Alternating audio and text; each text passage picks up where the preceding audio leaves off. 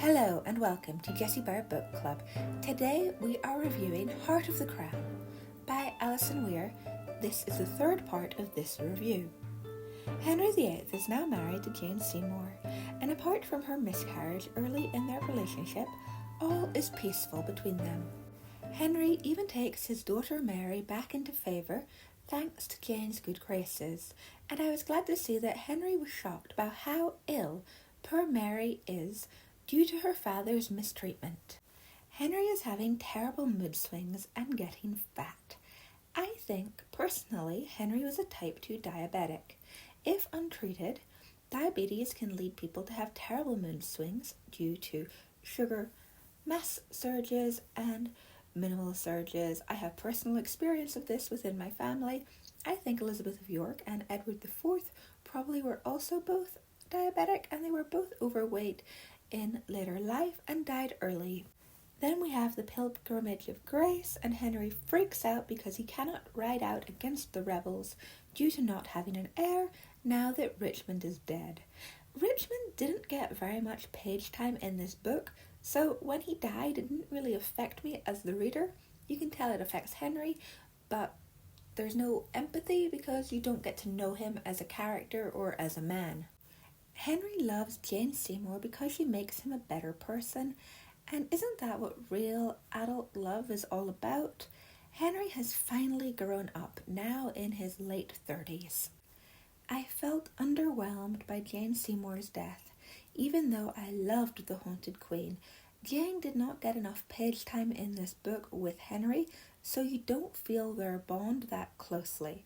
When Henry commissions the big family mural of himself, Jane and his parents, and is looking at it, especially the image of his mother, and thinking that if he had known Elizabeth of York a little better, perhaps he would be a better man, that really hit home because he'd seen the similarities between Jane and his mother so keenly.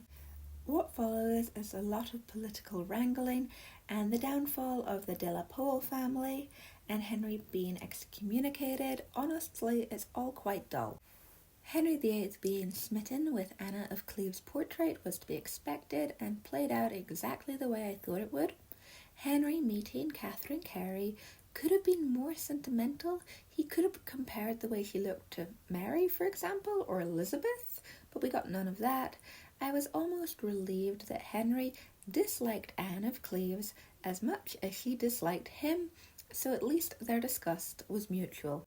The Anne of Cleves storyline about her illegitimate baby is so dumb though. Alison Weir does write it well. I still don't like it.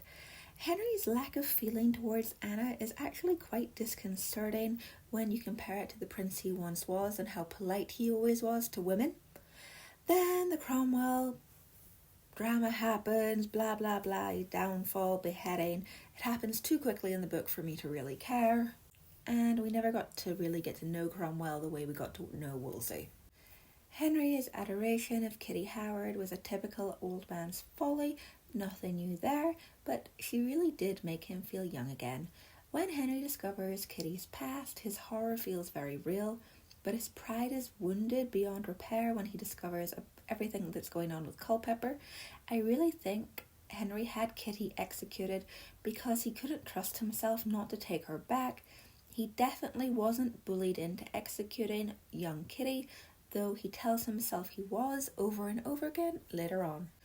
Then there is a lot of political and religious jibber-jabber I find very dull.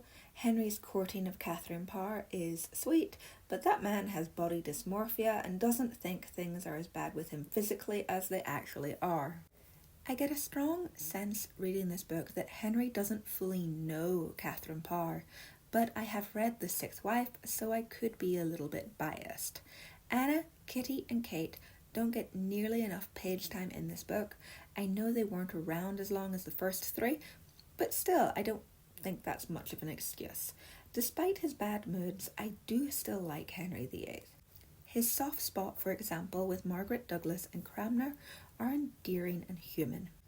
Henry wondering if Elizabeth is the smartest out of all of his children is a normal parental feeling, but I can't help thinking Anne Boleyn should have popped into his head here. He should have been reminded of her while looking at his daughter. Henry's relationship with Catherine Parr lacks fire. It could be because I've read The Sixth Wife and I didn't enjoy it, but this relationship seems more like a adult daughter and old father dynamic than husband and wife, but I could be prejudiced. Henry's war with France was dull. I was hoping for some entertaining war stories, but we got nothing. I know there are length restrictions on this book, but so much has been skimmed over. I feel like it should have been 2 books. The only really good bit in this section of the book was the Mary Rose capsizing. That was bloody horrifying, and for a king to feel that powerless was great. And may I mention the callback to Anne Boleyn here? Perfect. After the Mary Rose scene that's just a slow downward slide into all his friends dying, decay and death. I'm not going into the Catherine Parr heretic plot, as it's only about 4 pages long here, and Henry never meant to hurt Catherine Parr, so it's kind of pointless to include. Henry's eventual death I found very sad. So much time was lost to ill health. Can you imagine what England would have done if he had lived to be 70? I'm glad his main final thought was of Anne Boleyn. His Anne, happy and smiling at him. Oh, that tugged at my heartstrings. And I'm so glad Alison Weir did that. I know she's a massive Catherine of Aragon fan, and I was worried she was going to push that angle, so I'm glad she brought it back to Anne Boleyn, my favourite. I give this book 7 out of 10. I enjoyed it, but I think it was hampered by length restrictions. Maybe Alison Weir will fix this with some ebooks. She's done that before. My main complaint about this book was we did not get enough of Henry's children. Bastards or legitimate, I wanted to see them. He gives them little thought and it irritated me. Again, he isn't reflective in later life at all. I would have really enjoyed some soul searching as he grew closer to death. And my third complaint is we did not get enough Jane Seymour.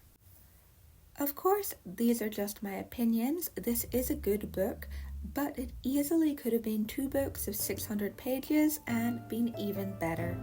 I'm really looking forward to Mary I, Queen of Sorrow, coming out in May. I have it pre-ordered already. If you like this video, remember to hit the like button and subscribe. I have a full playlist of Alison Weir reviews, as well as lots of other Tudor content. Until next time, don't go beheading your wives. Bye!